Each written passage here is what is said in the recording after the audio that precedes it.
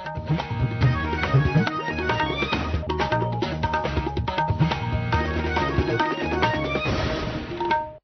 आकाशवाणी जम्मू ऐ। बडलै खबरें च तुंदा स्वागत। पैह्ले खास खबरें कन्नै में श्रुति खजूरिया। राष्ट्रपति द्रौपदी मुर्मू होरें गी पुर्तगाल दे दौरे दौरान की टू सिटी ऑफ लिस्बन सम्मान कन्नै नवाजेआ गेआ। गृहमंत्री अमित शाह होरें आखेआ जे बन्ने दी राखी हिफाजत लेई बन्ने पर इलैक्ट्रानिक निगरान सरिस्ता लाया जा'रदा ऐ। डीजीपी नलिन प्रभात होरें आखेआ जे आतंकवाद सरबंधी तंत्र ते ढांचे गी नष्ट कीता गेआ ऐ। बडगाम ते नगरोटा विधानसभा दे उपचुनां लेई त्यारियां जारी। जंगलें दी अग्ग पर काबू पाने लेई सरकार संयुक्त नियंत्रण कक्ष कायम करोग। खबरें दी तफसील कन्नै अभिलाषा शर्मा। राष्ट्रपति द्रौपदी मुर्मू होरें गी पुर्तगाल दे लिस्बन शैह्र दे प्रतिष्ठित सम्मान की टू सिटी ऑफ लिस्बन प्रदान कीता गेआ। ऐतिहासिक कमारा म्युनिसिपल डी लिस्बोआ च मेयर होरें राष्ट्रपति मुर्मू होरें गी प्रतीकात्मक तौर पर लिस्बन शैह्र दी मानद नागरिक दे तौर पर मान्यता दित्ती। एह् सम्मान शैह्रा दा सभनें थमां बड्डा सम्मान ऐ। समारोह गी संबोधित करदे होई राष्ट्रपति मुर्मू होरें आखेआ जे पुर्तगाल च भारतीय चौथे सभनें थमां बड्डे समुदाय दी अगुवाई करदे न ते दौनें संस्कृतियें बश्कार इक पुलै दा कम्म करदे होई अर्थव्यवस्था च महत्वपूर्ण योगदान दिंदे न। राष्ट्रपति द्रौपदी मुर्मू होरें आखेआ, भारत में हमारे साझा अतीत के चिन्ह कई जगह मौजूद है, चाहे वो वास्तुकला और संगीत का विरासत हो, स्वादिष्ट और लोकप्रिय व्यंजन हो, पुर्तगीजी और भारतीय भाषाओं में लिए गए शब्दों में से या पुर्तगीज सड़कों के नामों हो, या सब हमारे दीर्घकालीन सांस्कृतिक संबंधों की एक झलक दिखलाते हैं। पुर्तगाल में भी भारतीय कला, संस्कृति, भोजन, योगा और आयुर्वेद की व्यापक लोकप्रियता में से इस मौजूद की सांस्कृतिक संबंधों का पता चलता है। केंद्रीय गृह मंत्री अमित शाह होरें आखेआ जे सरकार मुल्खै दे बन्नें गी सुरक्षित करने लेई इलैक्ट्रानिक निगरान सरिस्ता ला करदी ऐ। एह्दे कन्नै जमीन हेठ बनी दी सुरंगें दा पता लाने ते उनेंगी नष्ट करने च मदाद होग। एह्दे कन्नै बन्ने पारा सोयां होने आह्ली घुसपैठ कन्नै निब्बड़ने च मदाद होग। उनें आखेआ जे इस तकनीक कन्नै पुज्ज बधोग ते एह्दे कन्नो कन्नी जमीन हेठ आह्ली सुरंगें दा पता लाने ते उनेंगी नष्ट करने च भी बड़ी मती मदाद होग। आकाशवाणी दे जम्मू संवाददाता दी रिपोर्ट मुजब कठुआ जिले दे हीरानगर सैक्टर आह्ले अंतर्राष्ट्रीय बन्ने कन्नै लगदी अगेत्री चौकी विनय कश बीएसएफ कर्मियें गी संबोधित कीता। उनें बलें दे योगदान दी सराहना कीती ते चुनौतीपूर्ण हालात च अपनी ड्यूटी गी अंजाम देने लेई उंदी सिफ्त भी कीती।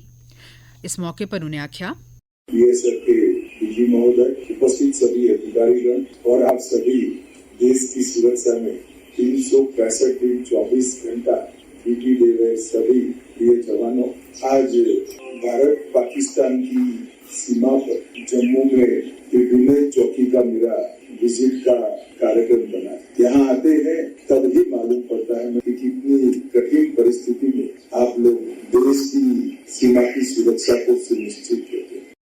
पुलिस महानिदेशक नलिन प्रभात होरें आखेआ जे जम्मू कश्मीर च आतंकवादी सरबंधी तंत्र ते उनेंगी साथ सहयोग उपलब्ध करवाने आह्ले ढांचे गी नष्ट कीता गेआ ऐ।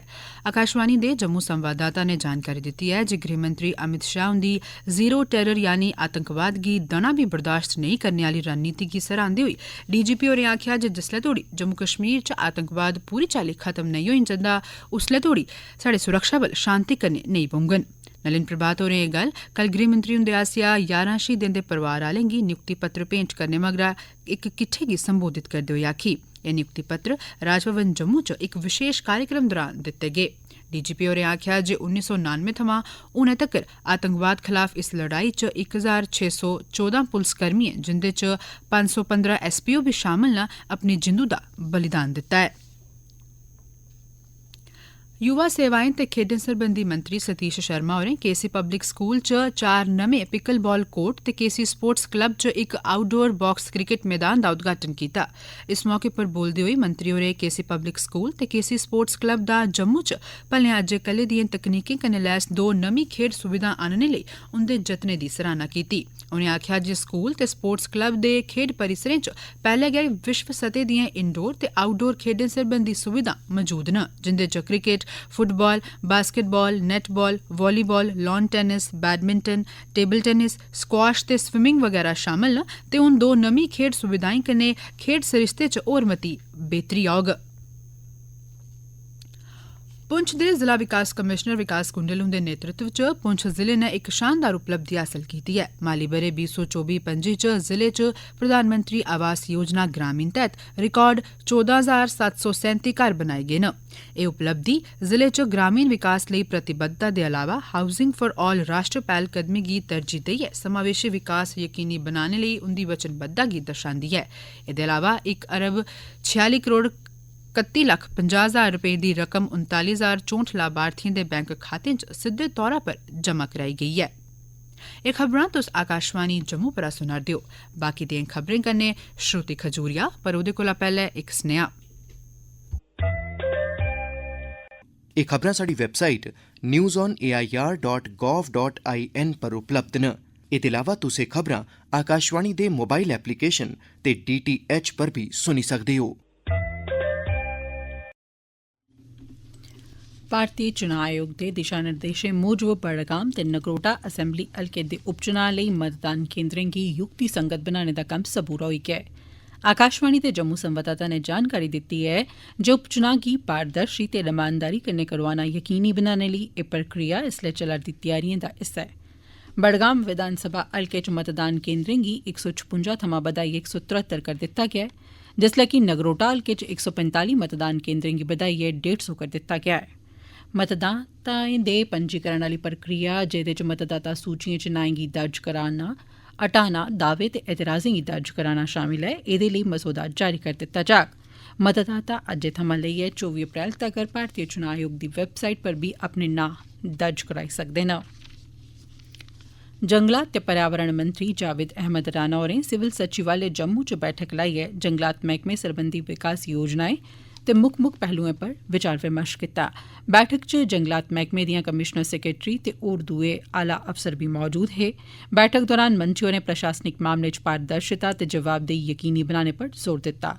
उनें अधिकारिएं गी कर्मचारी सरबंधी मसलें दा बी समेंबद्ध ढंगै सिर नबेड़ा करने लेई आखेआ, तां जे सकारात्मक कम्मकाजी माहौल बने दा रवै। मंत्री होरें इक ऑनलाइन पोर्टल बनाने दे बी निर्देश दित्ते, तां जे सरबंधित मैह्कमे दी प्रक्रिया होर बेहतर होई सकै।